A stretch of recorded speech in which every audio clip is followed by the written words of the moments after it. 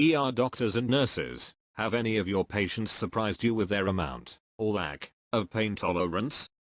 I had a patient with an open tib fib fracture, the bones in the lower leg sticking out and below that it looks like jelly, trying to walk away apparently unaware of how bad his leg was. Of course he was incredibly drunk at the time. ER doc. 50-year-old guy with a massive heart attack just lying there chillin'. Ask him his pain level. Deadpan, just a little. 5-year-old boy with both forearm bones fractured and dislocated. Playing on iPad with other arm. 60-year-old lady slips, falls, destroys pelvic bone. Just wants one Tylenol, and scooches out of bed wanting to walk home. After much convincing, she begrudgingly accepted that might not be a great idea. There are some badass people out there. Fire medic here. Farmers seem to be tough. One time a guy pulled into the front ramp. Got out of his truck and walked up holding his severed forearm in his other arm. Get him in the truck. Take off. Along the way he states he lived down the road and wanted to get to us quickly. When asked why he didn't call 911, he replied, "I just cut my arm. I ain't dying." Also had a battle of the bulge vet tell me he didn't need a blanket. It was -7 with wind chill. Not ER, but actually a cashier at a fast food place. A woman ordered 2 meals, and since she was a little older, really old actually, I offered to bring her food to the table so she wouldn't have to wait. I get there, and her husband had wads of paper towels stuck all over his arms with electrical tape, and his right hand and part of his face were a mix of blood and second-degree burns. Turned out he was working on his lawnmower, and the engine blew up on him. They stopped for lunch on the way to the hospital for burns, and the metal they couldn't get out. He was acting like it was nothing. Working as an EMT, I got called to a 64-year-old female, slipped in her house, possible sprained ankle.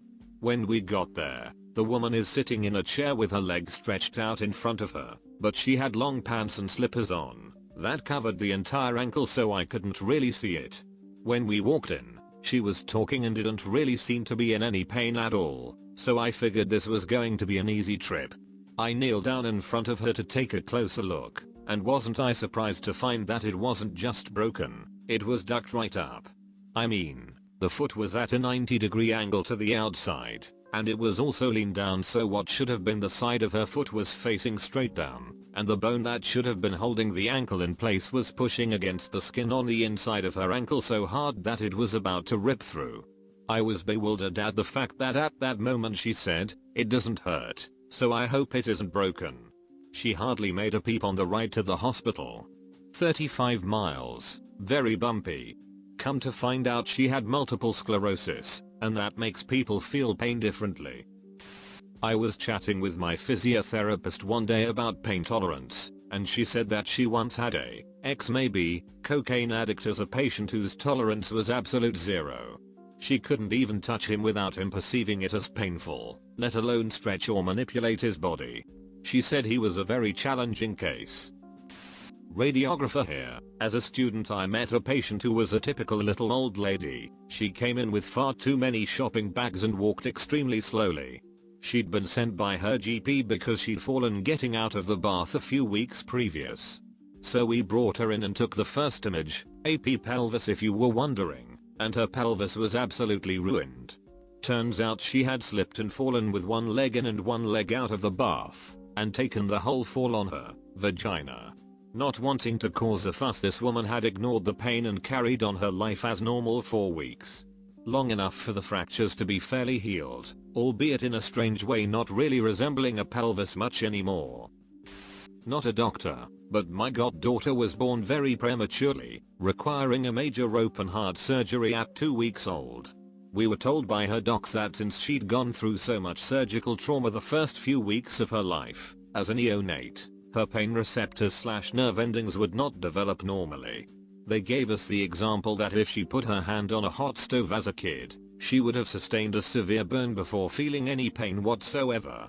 She never cried as a kid when she got shot/fell down banged into things, even when it was enough to draw blood. I suspect her medical history was the cause. ER doctor here. I can't count on 2 hands the number of patients I have seen that are covered in tattoos and are scared of needles/IVs. I mean, complete phobia. It makes absolutely no sense. If anyone can enlighten me as to how this phenomenon can exist, I'd appreciate it. A friend told me an old boy came in with a large laceration on his arm. Suturing it up took over an hour, but can be quite fun as you can chat to the patients. My friend was engrossed talking to him about his experiences in the Second World War, and really enjoyed treating him. The old chap was in good spirits throughout, and told him lots of interesting stories about his time behind enemy lines or in trenches in Flanders. After he put the last stitch in, my friend started clearing up and found the local anesthetic bottle, unopened. He realized he'd not put any local in at all, and yet the guy didn't once flinch, leave aside, complain. When asked why he didn't say anything, he just said, "Oh, I thought that's how it's supposed to feel. I didn't mind. Lovely chatting to you," then walked out. Don't make them how they used to. No Kane edit, spoke to my friend last night. I totally didn't do this story justice. The laceration was sustained in a machete attack. 2 guys tried to break into the man's house, and one slashed at him, but he fought them off long enough until a neighbor started to run over and they scarpered. Such a relevant detail, how could I have forgotten? He had to clean the wound out thoroughly, which is even more painful than suturing. And to those of you pointing out the Flanders inaccuracy, that's purely my incorrect paraphrasing. It was World War II, so ignore the trench comment. I'll refrain from the obvious, I'm a Dr. Jim, not a historian line. Or perhaps I won't. Working in a hospital has taught me the downside of abusing painkillers/drugs. Patients constantly come in here with long-term substance abuse issues, and now that they are actually hurt, MVC, broke bones, etc., you can give them enough drugs to put down a horse and they still feel everything. That is one of my biggest fears. I had major back surgery when I was 14, so I pretty much live with constant pain. I will do everything I can to avoid taking a Vicodin, so that when I get older and I really start to hurt, I haven't built up a tolerance. The only thing that sucks about it is that pills expire before I use them all, and so when I really do need them, getting a new doctor to prescribe them is really hard. They always try to treat me like a junkie trying to score, and while it is understandable, it really pisses me off. My grandma grew up on a farm in Alberta and was unbelievably tough. She once broke her finger by slamming it in a car door, and splintered it herself with popsicle sticks and duct tape. Later her appendix burst, but we didn't find out until they took her to the hospital because she passed out at dinner in the retirement home. Said she hadn't wanted to bother anyone by making a fuss. Finally, she was diagnosed with stomach cancer. It spread through her entire digestive system. After she went into hospice, my mom was cleaning out grandma's apartment and found every single prescription bottle of painkillers mom had picked up at the pharmacy for her, and opened in a drawer. Knowing mom would eventually find them, my grandma had written a note saying she preferred to keep her mind clear. She was seriously badass. ER doctor here. My intern year in residency, I saw a 17-year-old kid who, when while playing hockey, tried to stop a puck with a gloved hand. It struck his fingertip, injuring the base of his nail, causing a significant deformity. His nail bed needed repair, which requires first removing the nail. That is done by bluntly dissecting, separating the nail from the tissue below it. If your stomach didn't turn reading that and imagining it, congratulations, you have no soul. Typically, we use a numbing agent to eliminate sensation to the entire finger using something called a digital block. I put it in. After 10 minutes, he still felt me touching his fingertip. I tried putting some around the nail. He still felt everything. His mother said his father actually had a similar thing. Lidocaine didn't work on him. I offered him a different numbing medicine. We can inject Benadryl in that case, or even knocking him out. He looked at me in the eyes and said, "Doc, just take it off." Without anything? Yeah, it's fine. They fix our cuts without numbing medicine. But it's gonna hurt a lot. I have to scrape. I know. So I went at it. He grabbed a towel with his other hand and I went to work. 45 minutes later, The nail was off, he was repaired, and I replaced the nail in its rightful place. The kid didn't even make a noise. TLDR, hockey players are ducking badass. I was a tech in the ER when the EMTs brought in an elderly woman with what they said was a sprained ankle. She had slipped while mopping a floor at work, and her co-worker had called it in. Turned out she had broken both of the bones in the lower part of her leg, but was sweetly chatting with us. I was impressed as soon as I saw the x-rays. EMTs had no idea, and had splintered her ankle over where her bones were broken. Typically, broken bones in the legs, unless there's a huge amount of angulation/displacement, do not cause a ton of pain, unless moved.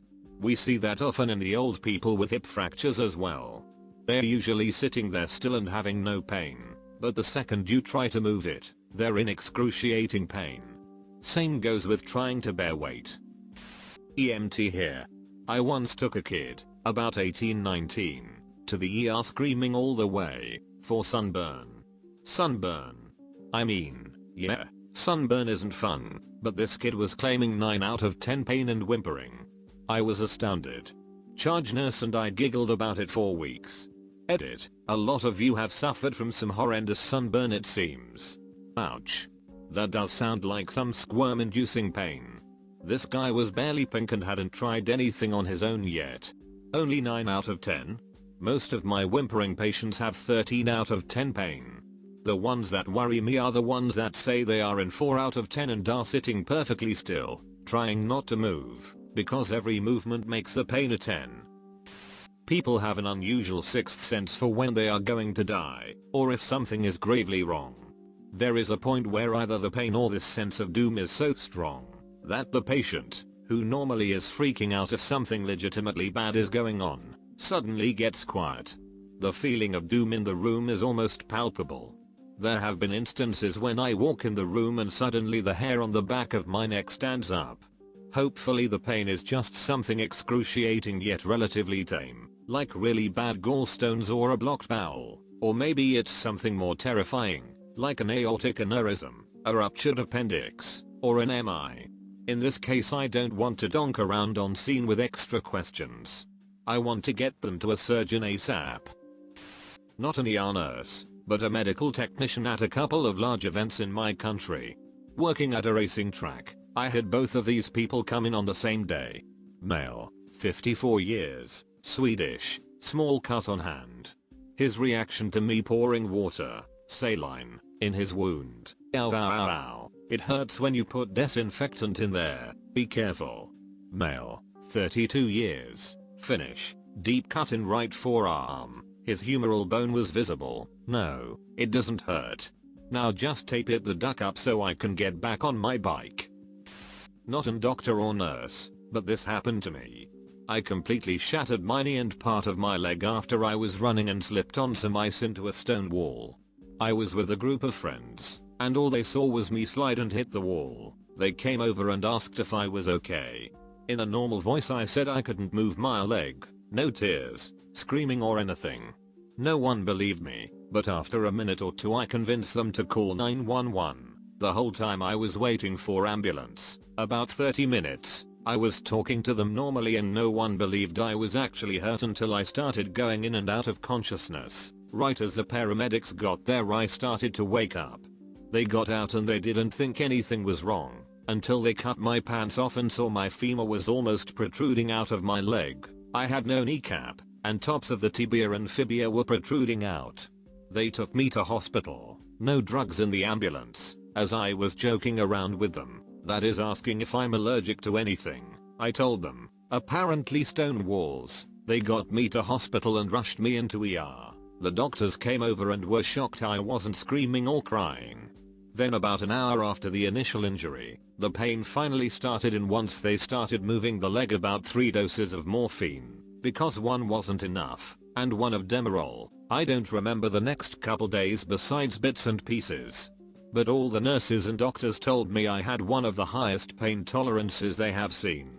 Although I imagine it wasn't really my choice, mostly the brain just shutting it down because I was in so much shock and had so much trauma.